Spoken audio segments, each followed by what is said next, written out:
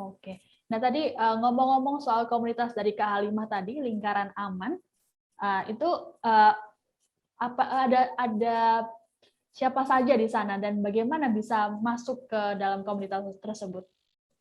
Oke, lingkaran aman itu basically, ada aku sebagai fasilitator karena sebenarnya aku, memang mungkin, memiliki background sebagai edukator dan juga, tips-tips parenting seperti itu ya, tapi aku tidak punya background psikologi. Jadi aku harus mengajak, temenku untuk berkolaborasi, ada psikolog klinis anak, ada konsulen psikologi, dan ada dokter, spesialis adiksi. Karena banyak sekali, yang kita tidak ketahui adalah banyak anak-anak muda itu udah sampai ke dalam level kecanduan. Kecanduan game, kecanduan judi, kecanduan narkoba dan segala macam, dan itu, harus ditangani oleh dokter subspesialis penanganan adiksi. Jadi untuk bisa masuk ke komunitas lingkaran aman, biasanya langsung DM di Instagram kita @lingkaranaman.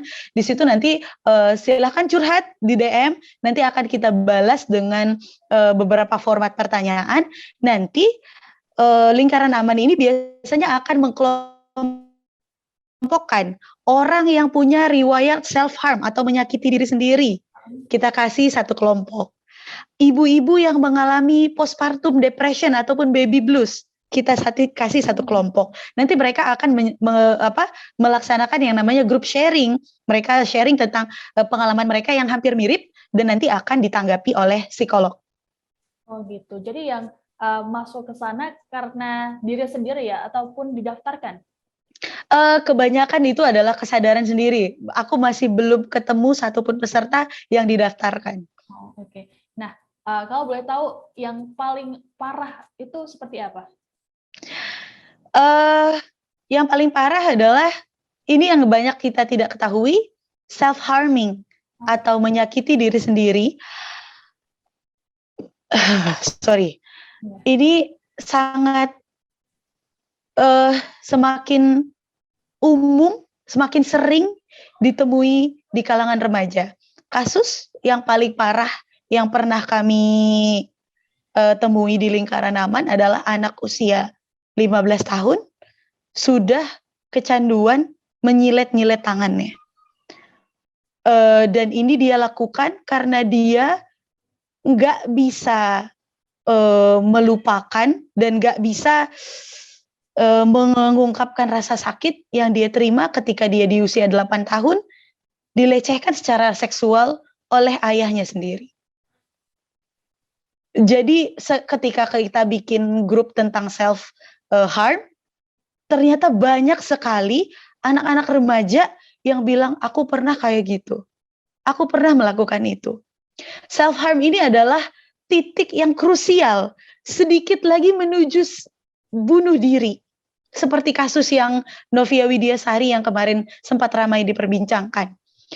Self harm kalau tidak ditanggulangi berujung kepada bunuh diri. Dan self harm itu kadang-kadang kita tidak sadarin. Memukul-mukul kepala ketika kita lagi ada masalah, itu self harm. Kebut-kebutan naik kendaraan ketika kita sedang emosi, itu self harm. Jadi ini adalah sesuatu yang menurutku makin lama makin sering terjadi di anak remaja dan orang tua harus waspada. Oh, oke. Lalu apakah ini anak ini sudah mulai membaik atau bagaimana? Saat ini anak tersebut sedang mengkonsumsi obat-obatan dari psikiater. Tentu tidak gampang untuk pulih karena rasa traumanya dia tumpuk selama sekian tahun.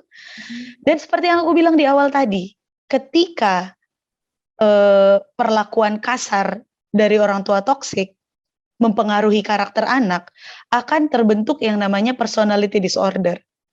Kebetulan anak yang kita ceritakan tadi, dia sudah didiagnosa dengan bipolar personality disorder tipe 2, yang mana dia harus konsumsi obat seumur hidupnya.